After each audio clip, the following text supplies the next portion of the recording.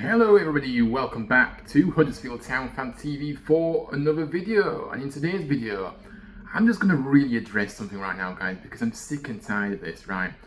Kevin Nagle continues to get defended by the same set of fans. Now, the fans that just don't want to get on the owner trail of positivity, of let's pretend everything's alright, those fans that don't decide to do that get loads of abuse for it. And I've had a few comments the past few days on social media, on my X account and on YouTube. And I just want to address a few things, because why is it that the owner still isn't to blame for anything that's happened over the past 2 years? It doesn't make any sense to me, guys, and I'm going to just address it in this video. So yes, make sure you drop a like, subscribe, and yes, comment your thoughts down below on this absolute nonsense that I keep hearing all the time about it's not the owner's fault, everybody else is to blame but the owner. Why? I don't understand. And so first of all, let's just get straight into the video, guys, because yeah, I've got a lot to say on this, to be honest with you. I'm going to kind of try and keep this video short. Probably said that a lot of times, but I love to talk, so hopefully this video is kind of a shorter one, but let's see what happens. But yes, it's like saying, right, for example, an owner of a business, right? And you've got an owner of a business, and then you've got people below that do help out and support, and you know what I mean, like an assistant and things like that. And then you say, if the business is failing, right, it's nothing to do with the owner of the business. It's fact that the owner is done nothing wrong, but the people below are all to blame. Now, by the way, I'm not defending any of the people below Nagle. I'm just making a point that the owner oversees everything, and the owner is responsible if whether it's a business, whether it's, you know, you can say football's a business now, or whether it's a football club. If you fail, then the owner does have to take some responsibility as well. It's not just the people below. Because I'm going to say this as well. Who employed those people below? Kevin Nagle did in our instance.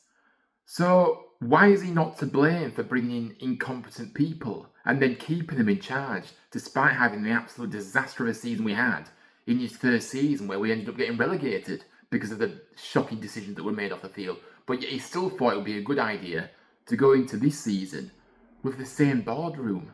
Am I missing something here or what? I just don't understand.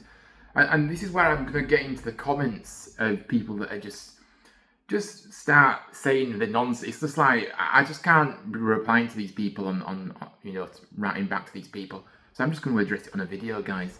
You know, this particular person who I've never seen in my live before or in my comment section before says, I'm just going to read out the comment. He says that he likes my passion on one of the videos I did about Nagle this week, by the way, this past week.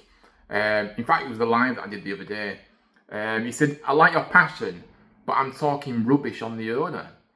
It's the Chuckle brothers, Cartwright and Edwards, and the lack of pace in the team. Duffy was Duff, Worthy was worthless. When we won games early in the season, we played terrible. Nagle's put a lot of money into the club. Here we go again. But it could do what could do better. It's easy to slag off someone with a few million. It's like you giving Town a few £1,000. Like it or not, nobody else wanted the club, and we were spoilt with Hoyle. Now, the only thing I do agree on this is the last part. Maybe we were spoilt under Hoyle. Maybe we were. But let's just address the first part of it, right? How am I talking rubbish on the owner? This particular person thinks I'm talking rubbish on the owner.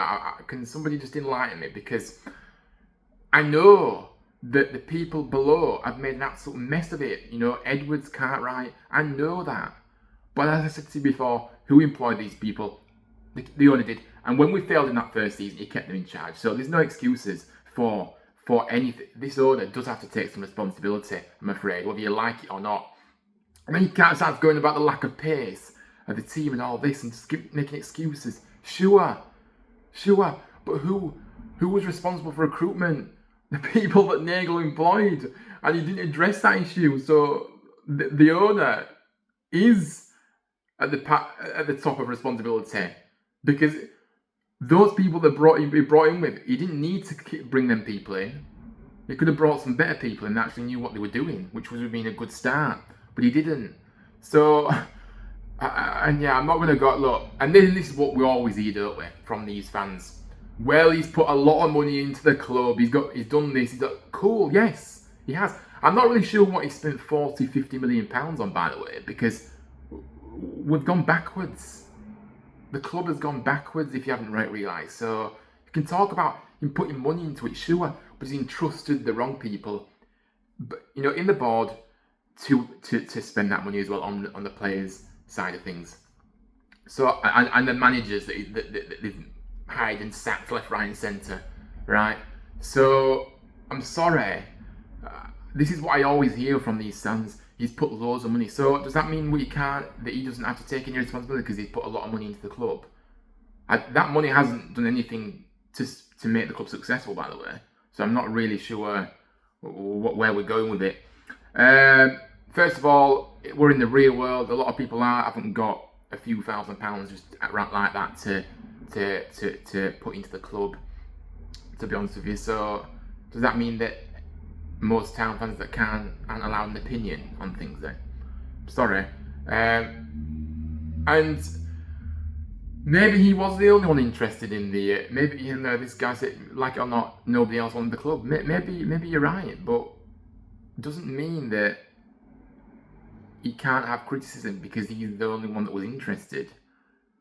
It has been a complete and utter shambles these past 2 years, and I say how I see it. I'm not Kevin Nagle FC fan club. I'm a Huddersfield Town fan. I'm not a Kevin Nagle FC fan in part of the fan club in that bracket. So this person might want to be, but I don't want to be. So when people are giving me flack on stuff about I'm talking nonsense on the owner, no, I think you might find I am talking the truth, and you're the one talking nonsense and trying to blame everybody else but Nagle just because you want that afternoon invite to the afternoon tea events that he puts on. So no, it's rubbish. We were spoilt with Hoyle, I get that, but the thing is, another thing that I want to say about this owner is anybody can say anything what they want about Hoyle. He didn't spend enough money on players, he didn't do this, he didn't do that. Fine. But the biggest thing that he did do, Dean Hoyle, was actually he made the club what it was, a real community club. You know what I mean? Fans, Town fans felt valued being there. You know what I mean? There was a connection there between everybody. Dean Hoyle was at the top of that, and he helped us create that real togetherness and and real community spirit. And also, what he did do as well, and people won't like me saying this, but he actually kept the tickets low. He kept it affordable for everybody. With this ownership, with the prices that they've increased at this time, Kevin Nagle's shown that he don't care about making it affordable for everybody else. All he keeps going on about is about the fact that they don't get enough money in. Well, you've wasted so much money. You and your staff that you brought in have wasted so much money. Then that is why our problems have got even worse. I know that the money wasn't making. I know the club wasn't making much money before because we saw it. We know that the accounts weren't great because we've already been told about that. But by wasting loads of money, Nagle and his staff on rubbish, and then asking the fans to fork out for it to, to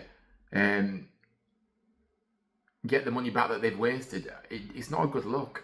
So yeah, it's just ridiculous how I'm having to do this, but it's just really annoyed me when I've been seeing these comments, guys. And again, these people just don't want to. They just don't want to.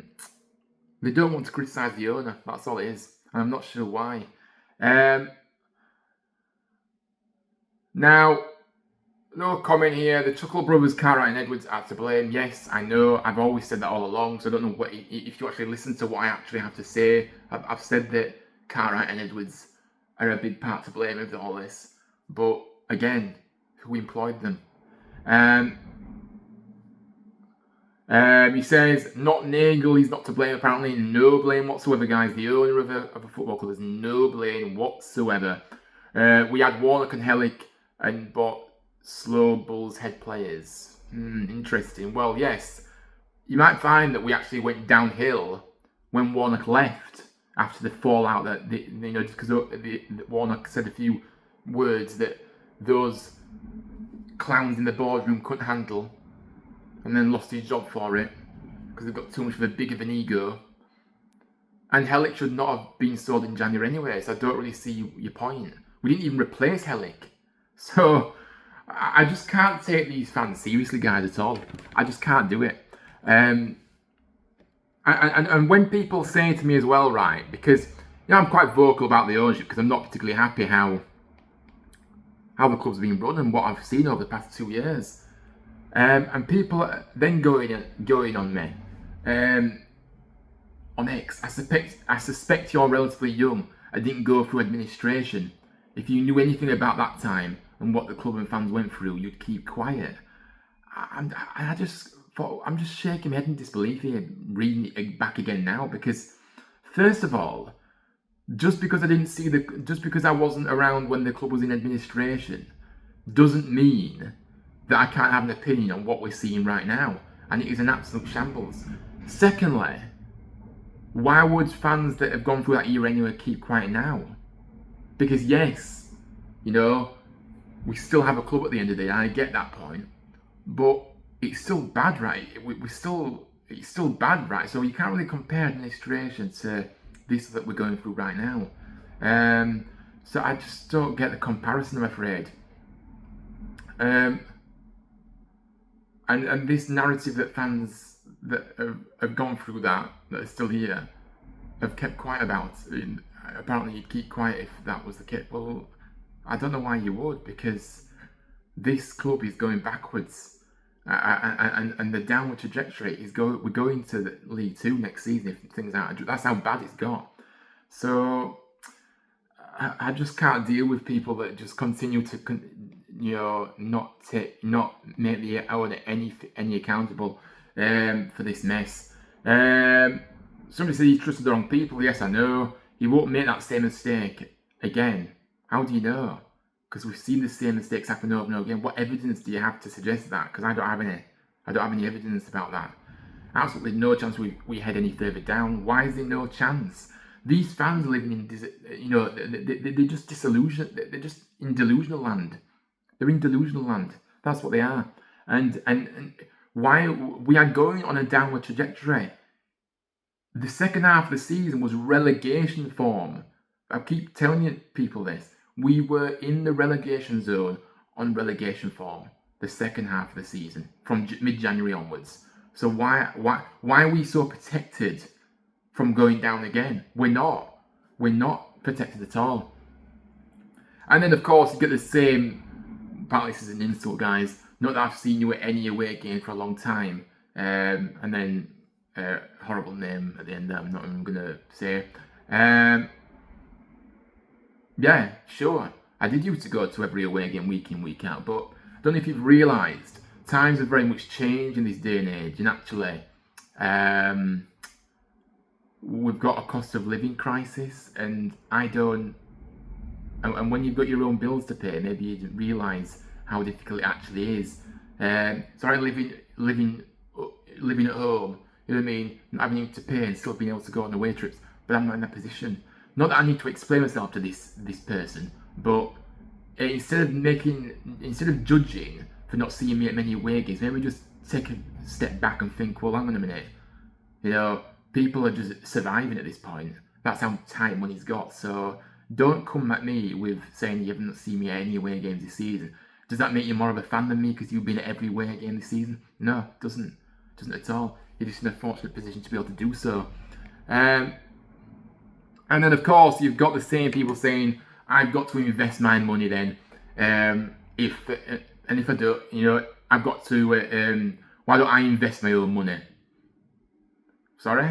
I'm not in a position to do so. But it doesn't mean I can't have an opinion on the owner.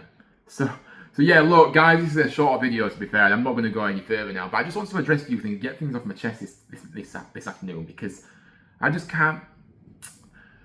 Whether people like it or not, the owner is responsible for this mess because he has overseen it all. He's employed the staff that have come in and failed ultimately. And to be quite honest, he has made silly mistakes, silly decisions, as well as the people in the boardroom as well. So collectively, everybody's to blame.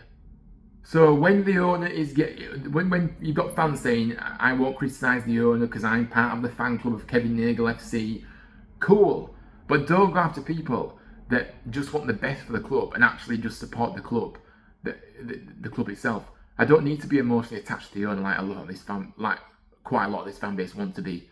So yes, that is as far as I'm going to go today. It has been a bit of a ranty video, to be fair, guys, but just honestly, I just wanted to address a few things. But yeah, thank you so much for watching. Drop a like, subscribe, and comment your thoughts. Am I actually completely wrong about all this? Because I feel like when I hear comments from fans about I can't do this, I can't do it, I can't criticise me, you invest your own money then, blah blah blah, right? So think to yourself, what planet are these people on? Is it am I so much in the wrong just because I want the best for the football club and I'm not going to accept decisions from the owner and the people that have been in the boardroom for the past 2 years? But why I'm not going to defend any of them, because all of them have lied to us, whether you like it or not. So yeah, anyway guys, I'm not sure about content tomorrow, but I will be back on Friday for a live show.